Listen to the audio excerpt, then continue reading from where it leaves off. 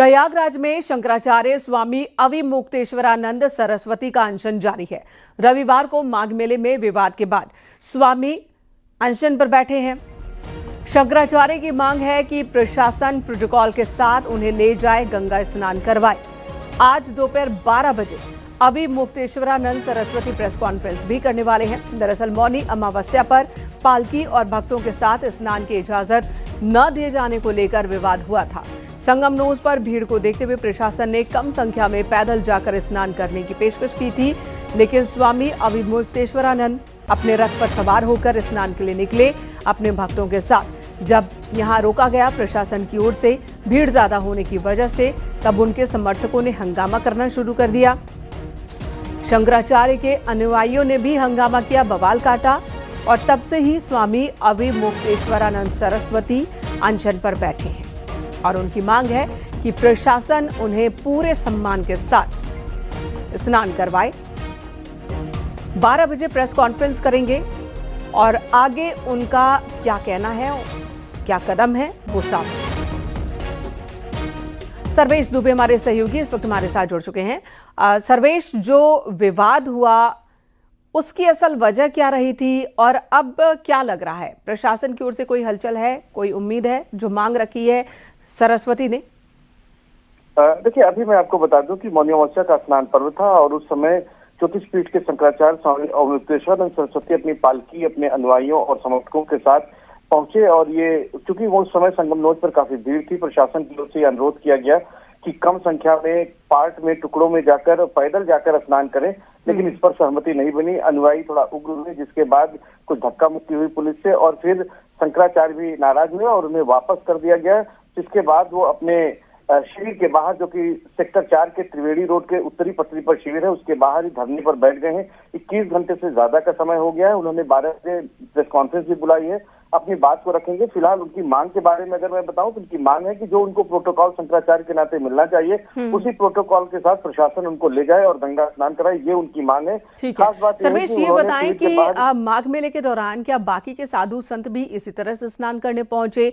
कुंभ में तो ये हमने देखा है जहां पर साधु संत पूरे अपने पेशवाई के साथ वो निकलते हैं और बड़े बड़े रथ पर सवार होकर निकलते हैं, समर्थकों के साथ निकलते हैं, तब प्रशासन की ओर से इजाजत और व्यवस्था दोनों होती है।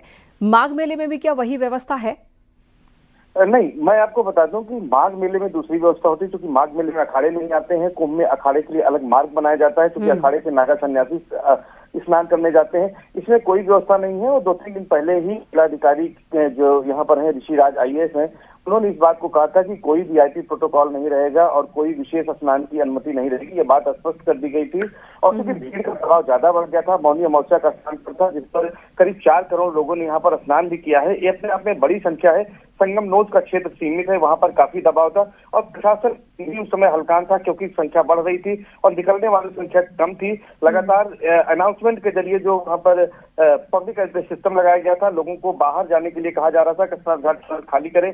वहां पर अगर 100-150 आदमी करीब जो शंकराचार्य के साथ थे वो वहां पर पहुंच जाते तो किसी भी तरह की भगदड़ हो सकती थी। बिल्कुल, तो एहतियातन प्रशासन की ओर से इनकार किया गया, इजाजत नहीं ली गई थी, ना दी गई थी प्रशासन की ओर से। और ऐसे में अब शंकराचार्य दोपहर 12 बजे प्रेस कॉन्फ्रेंस के दौरान क्या अपनी बात रखते हैं, वो देखने वाली बात होगी। धन्यवाद आपका सर्वेश, इस वक्त पूरी जानकारी देने के लिए। प्रशासन ने शंकराचार्य के आरोपों पर जानकारी दी है। शंकराचार्य और उनके शिष्यों से रथ से उतरकर पैदल जाने का आग्रह किया गया था, लेकिन स्वामी अविमुक्तेश्वरानंद और उनके समर्थक माने नहीं, आगे बढ़ने लगे, जिसकी वजह से ही समर्थक और पुलिस के बीच धक्का मुक्की हुई। ये सफाई प्रशासन की ओर से दी गई है।